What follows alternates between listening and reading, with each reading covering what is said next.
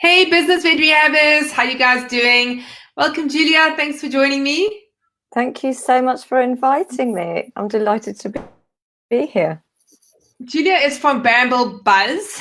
She does social media strategies, and we actually reached out. I reached out to her because I saw an article she wrote, and it was just a general sort of social media article. But I was so excited because there were all these veterinary examples in her article, and I thought I better message her.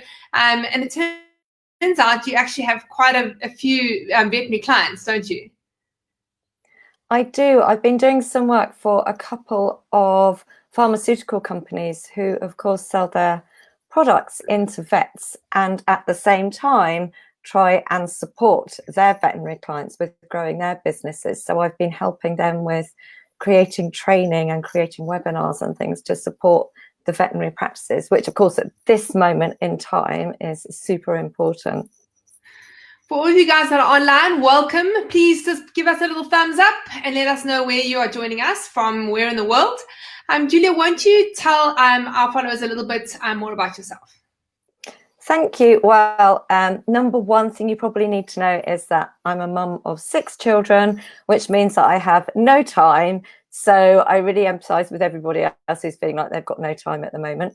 And that means that whatever advice and tips I share are designed to take the minimum amount of time possible for maximum effectiveness, because time is obviously really precious to everybody.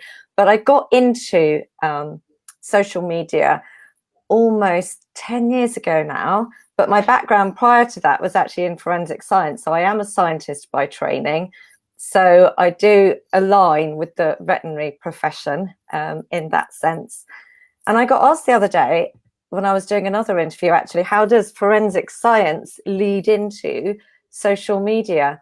And the answer is this: because in forensic science, what you're not doing is going out there, grabbing in all the most recent technologies and just applying them. What you have to do is to look at those technologies that are out there, like cutting edge stuff, work out which ones could be useful for sort of progressing forensic science, and then turn those into a system or a process that can be used routinely to give results that you can rely on every single day, to give that quality of result that can then be reported on in court. And for most small businesses and small teams of marketers and larger businesses, that's exactly what we want social media to do for us, don't we? We don't want to be always having to chase like this new tactic and that new thing that someone's talking about. We want to know what's working now that we can use in our business that's going to give us the results that we want. So in those two roles, I've kind of been going through a similar sort of process of looking out for what's working and translating it into something usable. I love that because if you think about it, I mean, you can spend a lot of time on social media. So, and our time is so precious. It really is. So we don't want to be spending time on doing things when we're actually not getting the return on the investment of our time. And I think about social media, I think sometimes we just do it because we think we should be, like Yeah. you think you should be posting a post every day or 2 posts a day and you're just doing it. But sometimes I think we actually forget about the goal of that post. Yeah. So why are we actually posting? Because like you say, the action of what we're doing should be either getting us new clients or engaging, and there are different reasons that we might be posting. But we must always be thinking about what is the goal of this particular post. Yeah, absolutely. I couldn't agree more. And I think some businesses also have been trained or picked up somewhere along the line that, the more that you can post and the more that you can be out there, the more you're going to be top of mind in your clients' minds. And that sort of takes over from, as you say, actually thinking about the goal, or actually thinking about the people that you're trying to connect with, or the quality of your content in the first place. And actually, I think sometimes we could all do with taking a step back and just reassessing what it is that we're putting out there, and why are we putting it out there, and is it actually relevant and valuable to the people that we want to be attracting to us and engaging with us. So Jenna Kutcher, you know who she is? Jenna's I good. Yeah. do. I actually read something of hers which I found so interesting. She explained social media like a party. So basically, you go to the party and you're there to make friends, okay? And your Yeah. website is sort of like your house. You know, you take Yeah. them eventually, once you're friends with them, then you say, come over to my house, have a cup of coffee, and let's get to know each other a little bit more. And then you maybe tell them, well, I actually think I can help you, you know? And I loved that way that she described it because it really made sense to me. When I was, you know, when us as online pet help are posting, you know, we have a lot going on. So there's lots of webinars and things like that. Yeah. And maybe for the vet rehabbers, you know, they obviously offer consultations. And so you tend to want to say, like, book your consult now. You know, here's the button, click on or ask me a question or whatever. And, you know, we want to be really making friends there. So we actually should be connecting. So that's what I want to ask you is that, you know, when we're looking at what our goal is our number one goal connecting and building relationships on social media, or can we use it actually to get new clients in a way sort of to advertise? I would say that because we're businesses, it needs to be a mix of both. And I think there's a group of businesses who are very, very shy of actually letting people know how they can buy from them or what their offer is or what they actually do or what next steps someone can take. And then there is another group of businesses who are not shy about that at all, but forget that social media is all about building relationships and making friends. And really, we need to have both elements there to have social media working as well for us as it could do. So we can be and should be investing time and energy in creating content that's going to engage people, in encouraging people to talk to us, in going out there and responding to other people and building those relationships. But at any moment in time, we're going to be potentially talking to people who've never met us before, but also talking to people who maybe have been following us for a while, who might feel that they know us, they really like what we do, and they would be interested in finding out the next steps or what we offer without having to trudge off and go to our website, for example. They might like to know right there in the newsfeed actually how we can help them.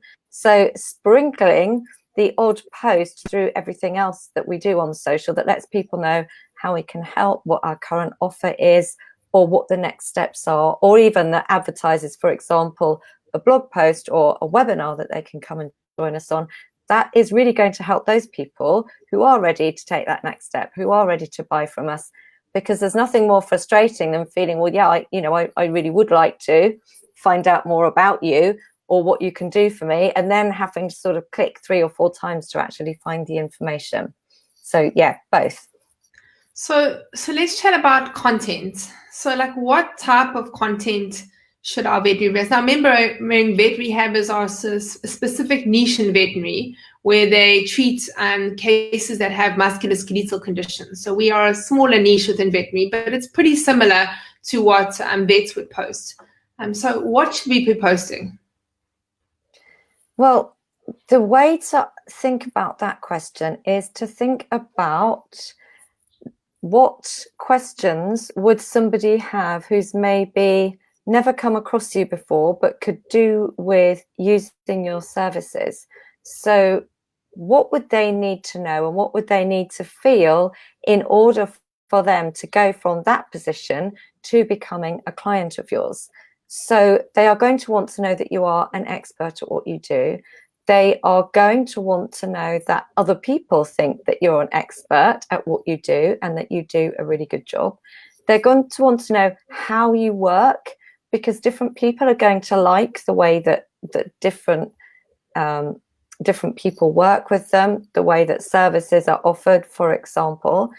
They are going to want to know maybe what's going to happen if they do book it in and turn up with their pet.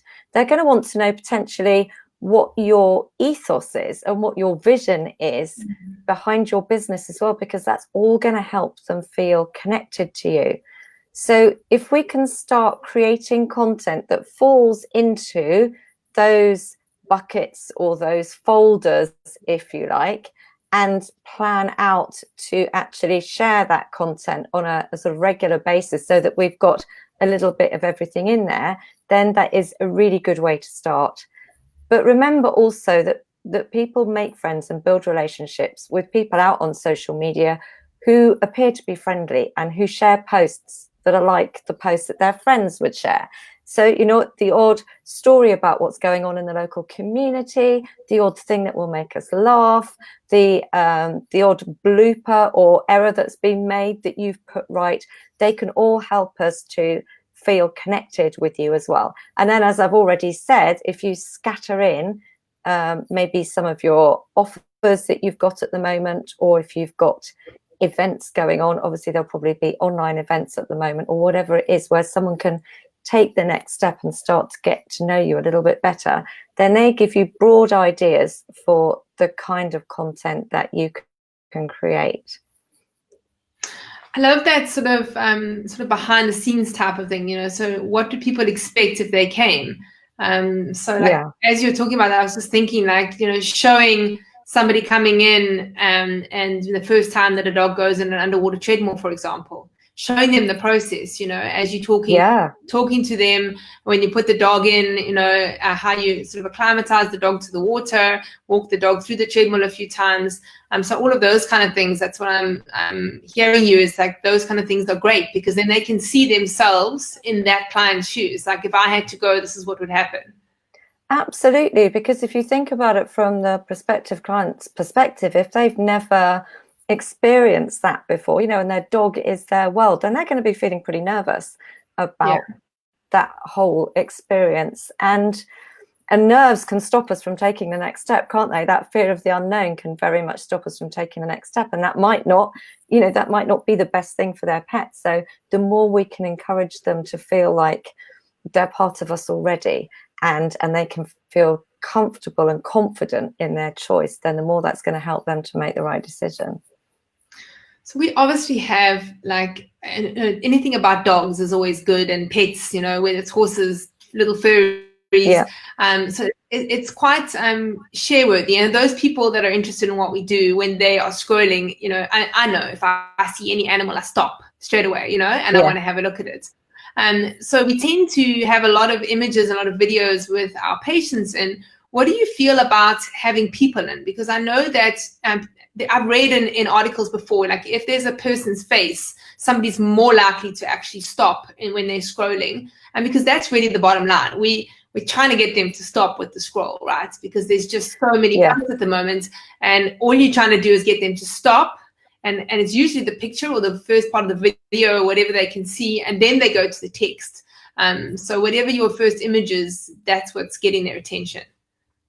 Yeah, absolutely. And I would say that you're probably not going to know for your audience whether it is the photo of the lovely animal, whatever it is, or the video, or indeed a photo that's got a human face in it as well. So the best thing you can do is really test out similar-ish images, but one with just the animal and one with the animal with a human face as well. And obviously similar types of captions, maybe put out at a similar sort of time of day, and just go into your insights or your analytics and see what response you get to the different images. That's the very best way to find out for you and your audience what content is actually having the most impact.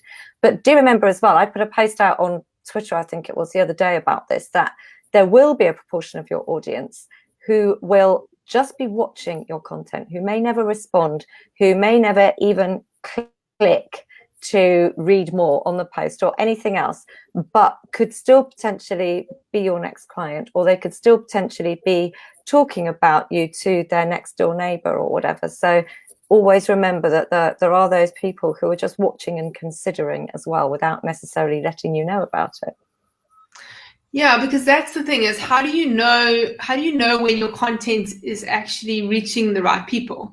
Especially if those people aren't clicking or commenting, because we call them vanity metrics, right? Because we want to know, like, and we feel good, right? I mean, I feel good when I see lots of people have liked a post or they've commented on a post, and I think, like, oh, that was good content that we put out. So how do we know? How do we know when the content, like you say, go into your insights? when we look and see, like, is this the type of image that we're trying to put out? Is it engaging? Is it connecting with our audience? Well, I mean, the very basic insight metrics can give us an idea. So if you are getting people, for example, say you've got a caption on it where people have to click to read more, from the number of clicks you're getting back on that particular post, you can see whether people are actually going from that image to potentially reading more about it. Obviously, the amount of engagement you get, those responses and those reactions will give you an idea as to which the better piece of content is. And aligned to that, of course, you've got the reach. So you can check out how many people were actually reached by that piece of content, because that's integrally linked with, of course, the amount of people who come back and engage with that piece. But you could also just have a quick whiz in and see, well, who are the people who are actually engaging with this post? Who are the people who were reacting to it or maybe commenting? And have a quick look, see, and think, well, are they maybe present clients of ours? Are they supporters of ours? Or is this post actually reaching people who maybe have never heard about us before? And you can have a look on, just about every platform and find out who it is who's actually been responding to your post. Facebook has a nice way in the insights. If you go to the drop down arrows at the top of the insights where you're at the post level, you can actually see people that have been reached who are current followers or fans of your page versus people who've been reached who aren't current followers. And so you can start to actually see the impact of your post in reaching people and letting people know about you who haven't necessarily met you before. And that's quite a powerful metric to check. Okay, it's interesting. I didn't know that. And, you know, one of the things obviously everyone always talks about is the algorithm, you know, so you've got all those followers. And this is like one of the things, like you think you're spending all this time posting, how many people are actually that follow you are actually getting to see those posts?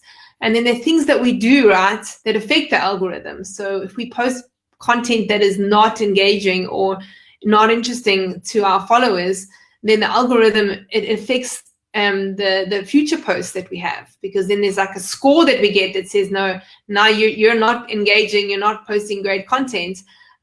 So it's one of these things where, you know, you got to be very careful with what you're posting, right? So you want to make sure that you're posting relevant content and your best content always. So rather not just post for the sake of posting, right? Yeah, absolutely. The algorithm is the thing there in all social media platforms that determines who sees what post from which account. And in every social media platform, it is based on engagement, as you've so rightly said.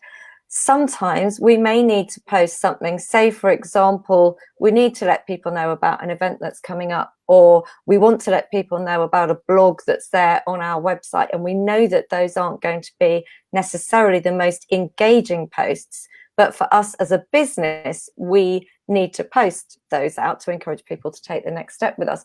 So what we can do is, before we post a post like that, we can make our previous post something that is designed to get as much engagement as possible. So maybe we post out a question, or we ask an opinion, or we post a video that we know is going to raise a few laughs and probably get shared on by people, or whatever it is.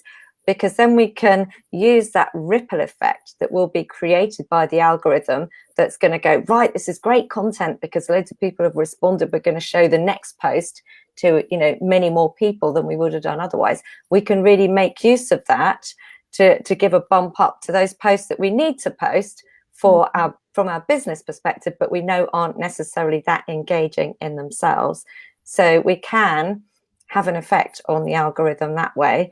But the other thing that also does affect the algorithm that I think a lot of businesses forget about, and this isn't maybe as relevant for just a Facebook page, but when we're thinking about Twitter or Instagram or LinkedIn, for example, is that the algorithm is affected by us going out and actually engaging on other people's posts. So if we are actually being social on social media and we're actually being active and proactively engaging, that is going to increase the reach of our posts down to the algorithm. And of course, other people are going to notice us and maybe come and check us out because we're responding to their posts and their tweets as well.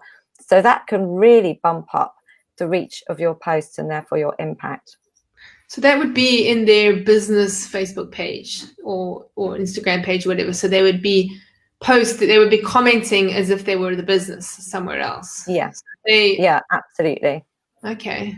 I mean, on Facebook, on your Facebook business page, it's kind of a little bit more tricky to do because you need to be then following other pages as your business page, but it will start those conversations, which will inherently bump up the algorithm a bit. But on Instagram, I would say it's an absolute must do. Just putting stuff out there on Instagram and hoping that engagement is going to come back in on your posts is almost a one-way street. To get that two-way street effect, we really need to be going out there and engaging on other people's posts as well. Being at the party, talking, right, to all the other people. Exactly that. If you're just standing there in the corner talking about yourself all the time, it gets pretty boring, doesn't it? Yeah, exactly.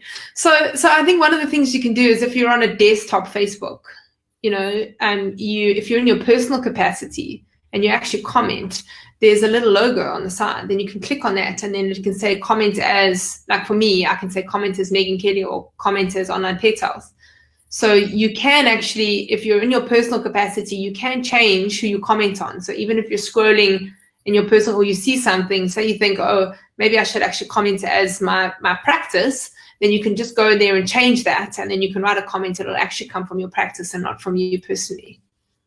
Absolutely. And you know what, if you're commenting on maybe something that's been posted by another local business or something like that, it's going to help build goodwill as well. So it may very well be then when you post something out, and it might be the fact that you're going to be having a talk in from an expert speaker or something, they might then share that post for you because you've been commenting and reacting to their posts, and it all just builds basically. You can be quite strategic about it, right? You could actually sit down and you say, like, let me look at all the companies that potentially I can support and they can support me. So like, I'm thinking like dog groomers, maybe the veterinary practices that are referring to you. You could get them all, write them all down, and then on a weekly basis spend half an hour on social media, hopping on to see what they're doing and seeing if there's anything that you can comment, anything that you could share or contribute to. It's great. I mean, they also see, so it's not just the algorithm, they'll see that you're commenting, and that'll create awareness about you and what you do. Absolutely. Yes, it's something that adds into what the algorithm is already going to be doing for you, and they will see what you're doing and what you're commenting about, but also any one of their followers who happens to look at the post will also see the fact that you're commenting as well. So you're broadening your awareness, or rather awareness of you, to their band of followers, if you like, as well. So yeah, it's a no fail strategy, really. I like it. Welcome to all those guys that are joining us live. Please give us a thumbs up. Let us know in the world you are. If you have any questions, please post them in the comments and I will get Julia to answer them. Julia, I've got a question for you. So what do you see as the biggest mistake most companies or veterinary practices, let's say, make when doing social media? I think it touches on a lot of the things that we've already talked about. I think a lot of people read blog posts or watch YouTube videos or something that were maybe made a few years ago when you could get away with using social media as a broadcast medium.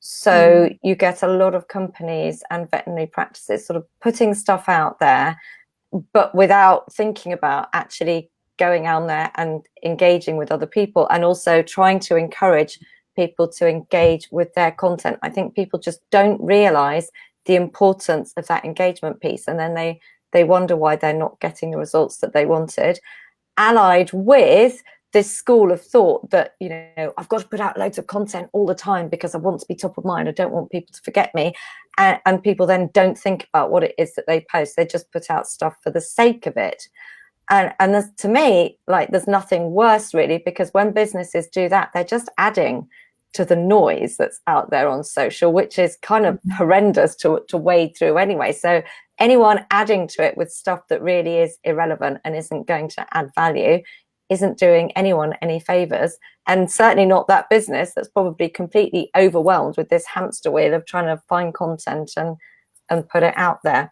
So yeah, combination of all those things usually. Yeah, and I did mention, about the broadcasting, because that's sort of how it started, right? So like years and years ago, Facebook was there, and it obviously was started off just for people to be connecting, and then businesses came on, and we started just broadcasting, like shouting out, hey, hey, hey. Yeah. And it just highlights the fact that things are changing all the time. And this is one thing which the online pet health team, it's continually changing, social media. Yeah. So like you have a strategy and you think, yeah, this is how we're doing things. And then a few months later, it's changing again. And everything's changing. The algorithm's changing. What Mark Zuckerberg does changes.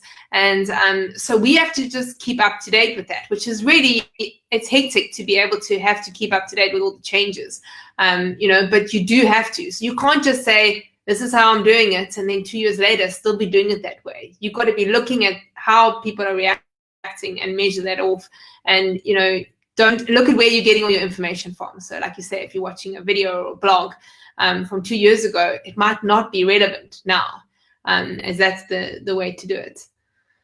Yeah, that's absolutely true. And it is difficult to keep up with all the changes, especially because there's a certain group of social media people who will post about every single change that happens. And some of those changes really aren't going to be very relevant. They're not going to impact most small businesses. They're pretty small. They might be a change in the way we do things, but it wouldn't really cause you to have to relook at your strategy. And other changes are actually really big changes that you need to know about. So following people who will actually sort of differentiate that for you is going to make your life so much easier, because you really don't need to be reacting to everything or going and working out the next shiny tactic. Have I got to take this on board? Because chances are that if you refine what you're already doing with the network that you're already on, then you can tweak it to make it effective again if things do change, rather than jumping ship and starting something completely new. So it's always sort of taking things with a little pinch of salt, but keeping up with what is actually changing and why. Thanks, Julia. We've got a question. It's, can we post too much? Can we post on social media too much or too often? I would say, I think you can, especially on places like Facebook and Instagram. You might well have people who follow you who don't follow, say, thousands of other accounts. So if you are putting out, say, 3 or 4 posts a day on your Facebook page or your Instagram, and everybody else that they follow is just putting out maybe 1 post every couple of days or something like that, you could find that all they are seeing in their newsfeed are your posts, which might sound great to you, but they will actually feel like their newsfeed is being swamped. So they might very well then unfollow you. There are some Facebook pages who swear at putting out 4 posts a day, for example. But I think I would say proceed with caution and maybe think about a maximum of 2.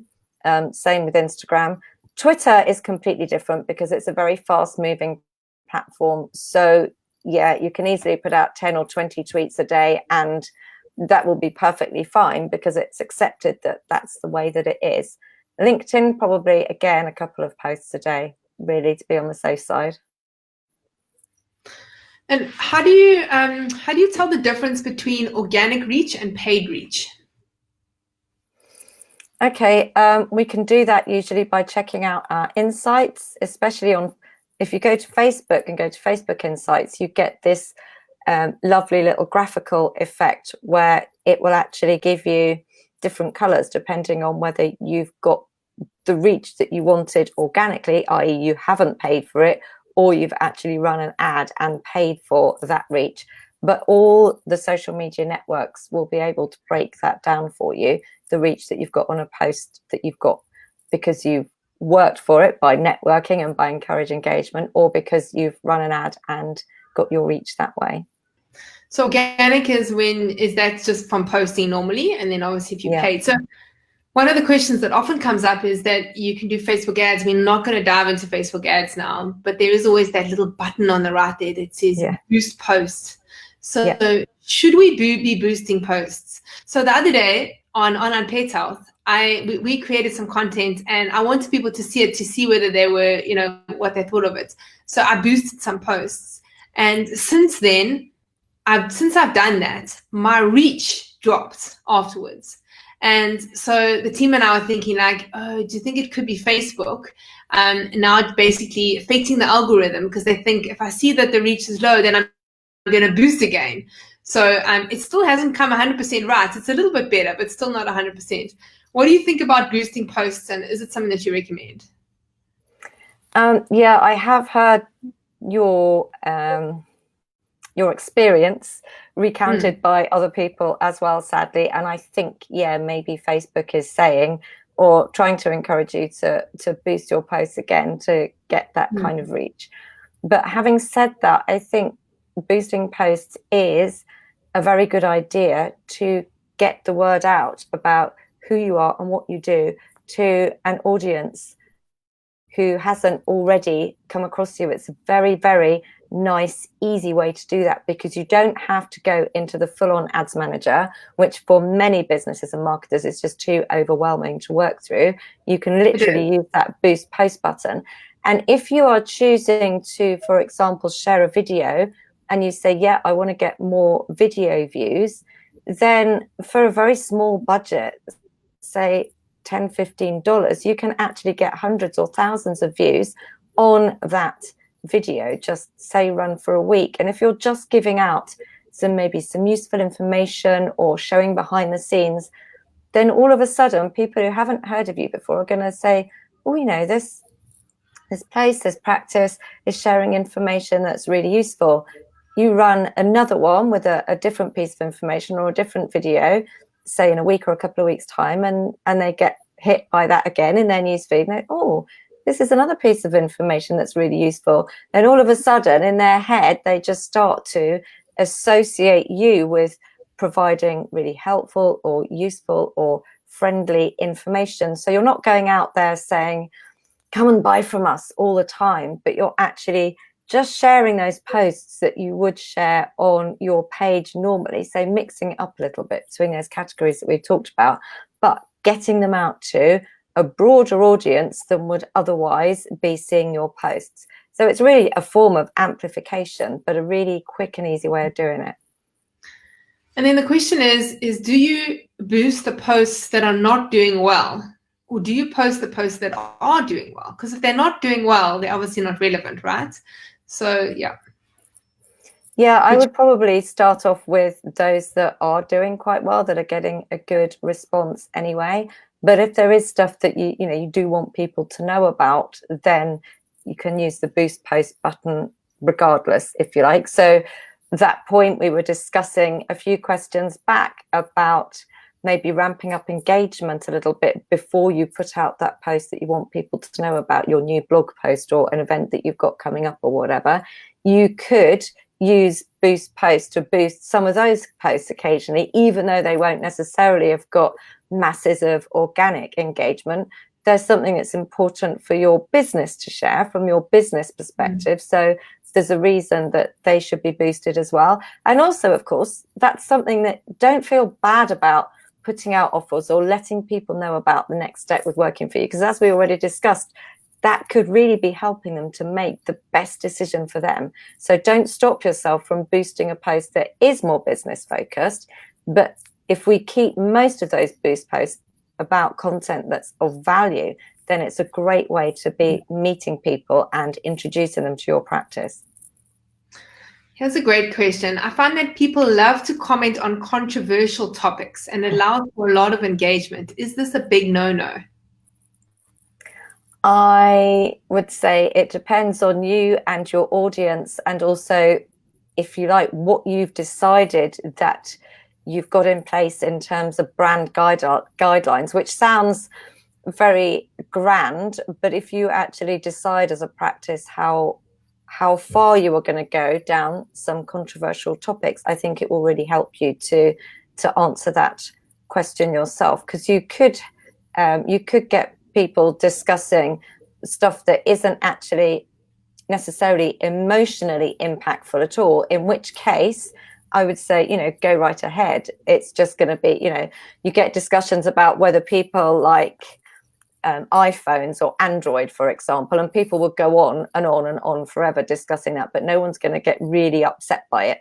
I would say maybe avoid those issues where people are going to get really upset and maybe start mudslinging. But if you can get people discussing things that don't have that emotional impact, that will help out your engagement, that sit within what you've agreed as a practice, that you will be able to discuss on Facebook or Twitter or whatever, then go right ahead. I think if it's something that you and your practice believe in, so let's say you don't believe in, for example, let's say you've got a practice and it's an equine practice, and you believe that horses should not have bits, and that's something that you firmly and strongly believe about, then yes, you can post it. And because that's what you stand for. You stand for that, So yeah, I think controversial things are good at times. But like you said, I think that thinking about the emotional aspect, because as soon as the emotions come into it, then, because like what I'd like to avoid is people being really nasty, right? It's fine for people to have opinions, but when people get rude and really nasty, then I don't like it. And also it's hard work then as the page or the admin to come in and moderate it and try and calm things down. You don't necessarily want to be investing all your time in that, do you? So if we can have much more of a sort of polite discussion about it, then it's really helpful. But as you say, if it is stuff that you really believe in and it's part of your vision and your ethos, then restating that occasionally is definitely worth that. And you could also look at like who your target audience is, because you know what they believe in really. And then you could, because you don't want to be attracting the people that are not your audience, right? Yeah. So you could actually think, what do they believe in? And then post controversial topics about that, knowing that it's going to attract your people and it's going to repel the people that you don't want to repel by posting it. So it's actually even more pointing out on social media, if you follow this, you're our people, so it helps to sort of hone your target audience in a little bit. Yeah, totally. And I think there are ways of doing that can attract discussion without necessarily attracting that sort of nasty element. And that's the sweet spot really, isn't it? Trying to do it that way without getting caught up in a sort of public brawl on your Facebook page or your Twitter profile or whatever it is. Got another question. So what is more important, that we get engagement on a post within a short time period, or that we post during a peak time according to our stats? For example, one of our peak times is very late at night, which means we can schedule a post but are not awake to engage on that post immediately. So I think that where this is going is, sometimes like, on Instagram, for example, if you post on Instagram, they always recommend that you go and comment on that post, and, you can actually start engagement on that post straight away. I don't know if it's the same as Facebook. So like, how important is it that we post and then are there to be able to start that engagement and comment ourselves on our own posts? I would say that should take priority. I know that it's not always possible. I would worry less about the peak time, because say if you posted an hour or so before the peak time, but you get some engagement going and you are there and able to respond to those early engagers, then the engagement that's built up will sort of carry that post through into peak time anyway, and people will see that you have actually responded to those earlier responses. So it's not like if you're not there, you're going to be ignoring everybody. If people will see that you've actually responded to some of the early responses and will understand that you can't be there 24/7. But I would suggest it's much more important to be there to be able to respond to some of the people at the beginning, A, for the algorithm perspective, but B, also just from a human perspective. So you're not coming across as one of those companies companies that does the post and ghost thing, i.e. just putting stuff out there and never actually coming back and engaging. So that would be my advice, although I know it's not always possible to do that. Yeah, so post when you're actually able to be there and engage and comment. Yeah. So on Facebook and Instagram, right? The quicker you can respond to people in those initial comments, then the better your reach is going to be and the exposure of that post. Yeah, absolutely. I mean, for Instagram, definitely that first hour is really important, and it's probably the same on Facebook. Given that they're run by the same people, the algorithms are probably going to be fairly similar. Yeah, so that first hour especially is really important. So if someone comes and engages on your post, do go back and then just respond to them with a comment, not just a reaction, a like or whatever, but with a comment. And if you can actually respond with something that's relevant and valuable that actually continues that discussion within the comments section, then so much the better. That's not always possible, and you don't want to be doing it just for the sake of it, but sometimes you can actually get the conversation to continue, and it can be really valuable for both parties. Yeah, so if you actually comment and then ask another question and get the person to comment again, if it's relevant, you're not asking stupid questions for the sake of it. Yeah, exactly. So last question is what tips can you give us to get engagement? Because obviously, like listening to what we've been chatting about now, engagement is key. Like we need engagement. So any tips? First one is the big one, which is go out and engage with other people's stuff, because then they are likely to come back and engage on yours. We've already discussed that. Secondly is to think about, is to check out what posts you've already created that have attracted engagement from people, because this will vary from audience to audience. Some people, especially some veterinary practices, will find that if they just put out an important update, for example, about, say there's a seasonal virus and it's just been found in the local area, they put an update out about that. Of course, that's likely to get a lot of shares and a lot of engagement, or a similar piece of useful advice. So that might actually be what your audience really values. And you know that posting stuff like that as part of your content mix is likely to do really well. But then also think about creating posts that invite people to come back and respond. So you ask a question, you ask for their opinion on something, because not only does that encourage people to actually respond, but if you're asking for their opinion and it's maybe something to do with your business, it helps them to actually feel like involved, and it helps them to feel like they matter to you, which can be a huge step forward in terms of building those relationships and helping people to feel special and valued, even if they aren't necessarily clients and customers of yours. Of course, we can do things like run polls, for example, and have little quizzes, but just very simple questions. So you can ask the opinions, the more serious ones. But I've also seen vet practices do things like share the name of your pet, and we will come back to you and let you know how many pets of the same name as yours we've got on our register at the moment, things like that. Or they've shared a photo of one of their vets as a child, and they've said, oh, it's so-and-so's birthday today, but can you guess who it is? So that's much more of a sort of light-hearted way of encouraging engagement. But again, it's getting people to feel like they know the practice a little bit, like they've been let inside a little bit, and it's not this sort of business with a big brick wall between the business and the audience. So getting together a few ideas like that and then sort of scattering them through your content is always a way to get it to work.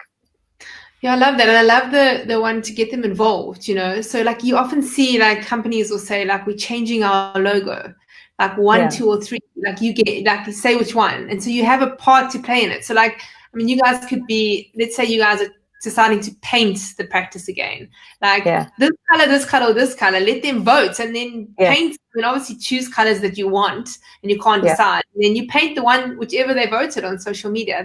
People love that kind of thing, having a part to play.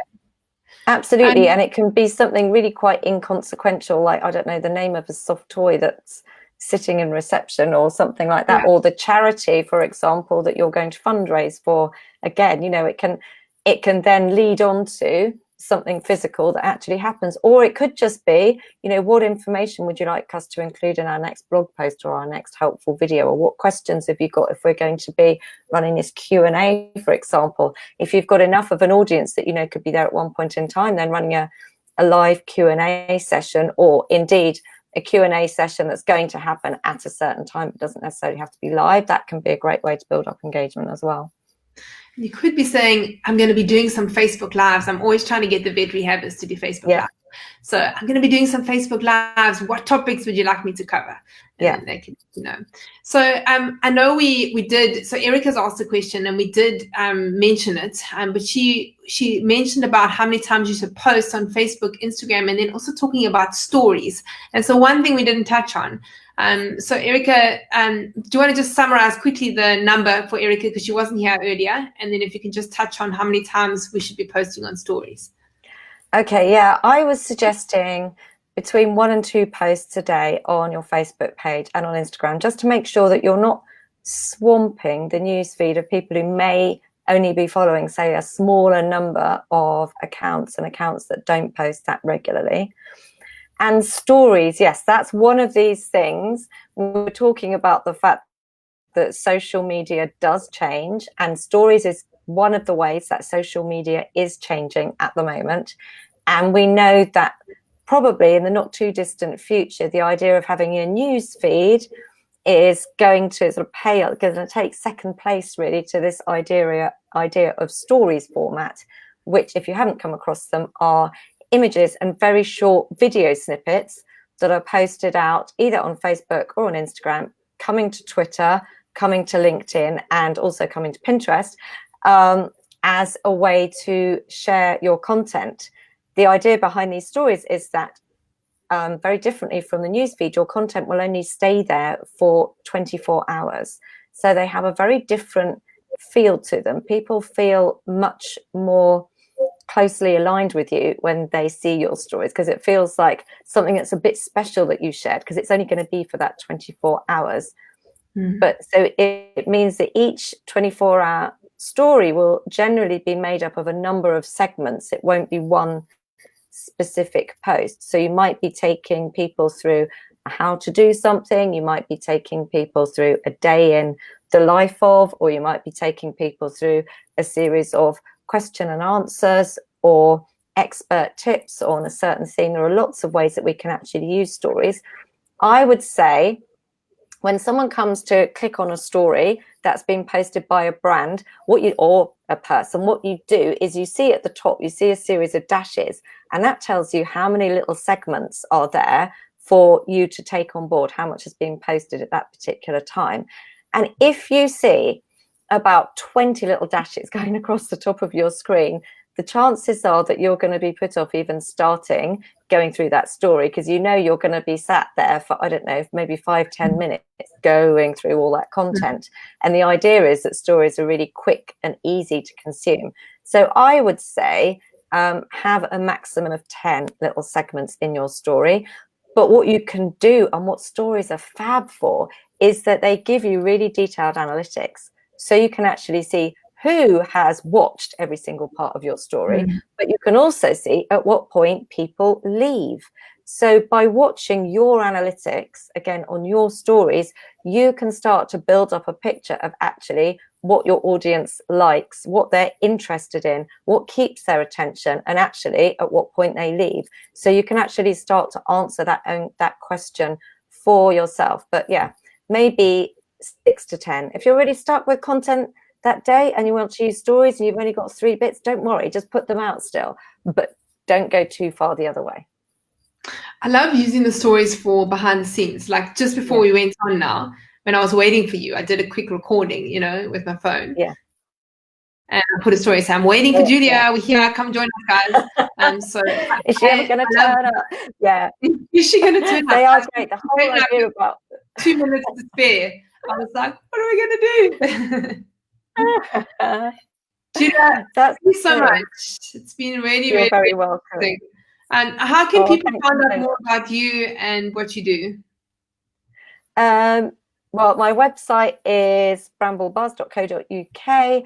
but I'm much more active on my social media than I am on my website. So please just come and find me on the socials anywhere and come and have a chat. So I'm Julia Bramble out there in social media land on pretty much every account. I'm probably most active on Facebook, Twitter, and Instagram at the moment. But yeah, I'd love to have a chat. So come and find me. Awesome. Guys, thanks so much for joining us. If you guys are listening to this as a recording and you have any questions, please post them in the comments and I will do my best to get Julia to come and answer them. And yeah, thank you so much for joining me, Julia. It's been such a pleasure chatting to you and I've learned so much. I had loads of quick questions. A lot of the questions I was asking, all the things that I wanted to know too. Well, thank you so much for having me. It's been great. And yeah, for those of you that are interested, Ali has put all the websites and all the links to your social media in the comments. Thank you. Awesome. Thanks so much, Julia. Thank Cheers, you. everyone. Thanks, everybody. Bye. Bye.